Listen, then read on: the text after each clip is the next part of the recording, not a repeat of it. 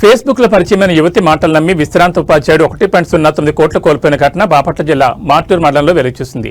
కొలడపూడి గ్రామానికి చెందిన పొన్నం వెంకటేశ్వర్లు గత ఏడాది ఆగస్టులో రిటైర్ అయి తల్లి వద్ద ఉంటున్నారు. నెల క్రితం కందుకూరి మౌనిక పేరుతో ఓ యువతి ఫేస్బుక్ ద్వారా పరిచయమై యూకేలో ఉన్నారని చెప్పి నమ్మకం పొందింది. అనంతరం ఆన్లైన్ ట్రేడింగ్ ద్వారా అధిక లాభాలు వస్తాయని చెప్పి తన మేనమామ దాసరి నీరజ్ కుమార్ ను పరిచయం చేసింది. మొదట చిన్న మొత్తాల్లో పెట్టుబడి పెట్టించగా లాభాలు వచ్చినట్లు చూపించారు.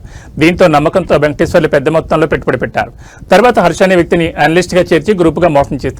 చివరికి మొత్తం 1.09 కోట్లు కోల్పోయిన బాధితుడు పోలీసులతో పాటు సైబర్ క్రైమ్ విభాగంలో ఫిర్యాదు చేశారు. పోలీసులు కేసు నమోదు చేసి దర్యాప్తు చేపట్టారు.